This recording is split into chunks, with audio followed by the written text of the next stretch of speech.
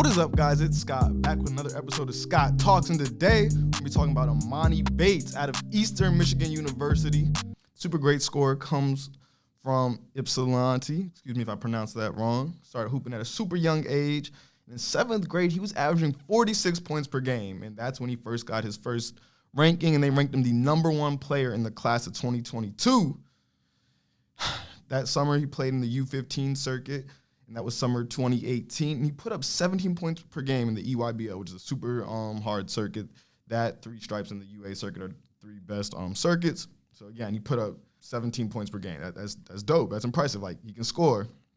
His freshman year of high school, he attended Lincoln, and he averaged 28 points, led his team to a 23-4 record, and won the Gatorade Player of the Year for the state of Michigan. So that means freshman, sophomore, junior, senior, he was the best player in Michigan. As a freshman, he was also all-state first team. Followed that up with a 63-point, 21-rebound performance in his sophomore year. So, again, this guy can definitely score.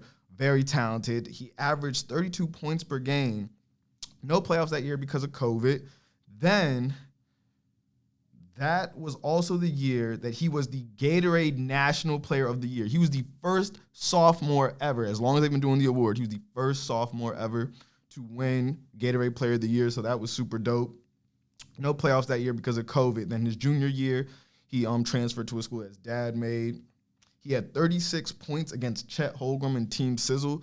Chet, who was a former #1 draft pick this past draft. So, again, Emoni was playing some great comp, and he could score. Then that summer, he made some decisions, and he decided to reclassify up a year. So he did not play his senior season. That means he's going to college as a 17-year-old, and he joined his AAU teammate, Jalen Duran, who he played with on team final in the EYBL circuit at Memphis.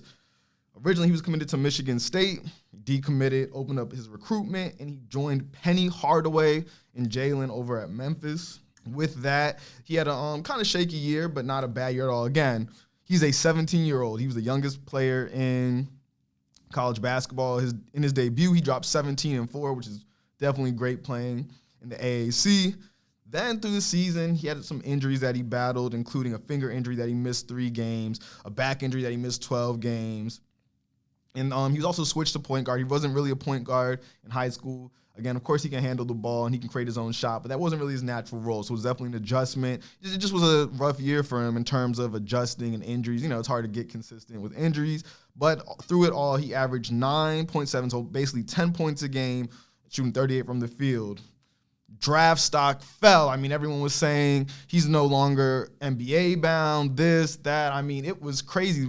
We've seen that this guy can score. Again, he was scoring against all the top players in high school on the EYBL circuit. He showed it during his time in high school that he could score. So just kind of like, okay, to go from, this guy's the next KD that they dubbed him to he's not even league bound. I mean, it was crazy. So his draft stock fell.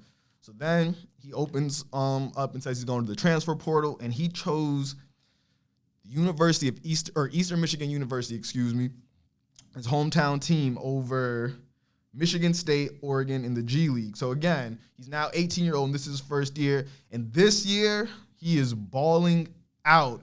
I mean, he had Michigan, Arkansas, Seton Hall, DePaul, Louisville. I mean, he had offers to go to some pretty great schools. But, again, he chose his hometown team, teams up with Ncaa, and this man is going crazy. He's averaging 20 points per game so far this year on 43 from the field, 40% from 3.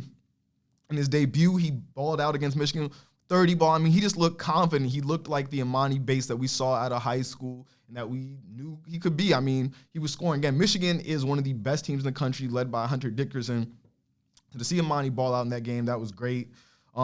Before the season, again, he got in a little bit of trouble. He was suspended for gun charges, which, again, this kid's only 17 at the time. He just turned 18 this year. So, there's just a lot of hate on him. A lot of people saying he's done for, but he drowned out all the noise, was able to play with the team. Made his debut November 11th, and like I said, man, he's just been balling. So I'm super happy for Emoni, and I'm going to tell you why I think that he's still league-bound. Yes, Eastern Michigan has got blown out some of their games, but you can see Emoni has all the tools to be a microwave scorer, whether that's he's entered in the starting lineup to a team or he's off the bench.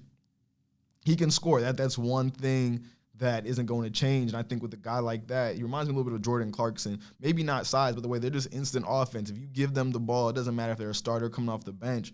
They can get you 15, 20 points. And Emoni's shown when he has the shots, he can get that. So I definitely am happy to see him. I'm just happy that he's drowning out the noise and able to bounce back. You always love to see a kid who, maybe goes through some adversity and able to come back better than ever. So I'm wishing him the best of luck, and I can't wait to see where his future holds. If you like this episode, make sure to like, subscribe, comment. And that's all for Scott Talks.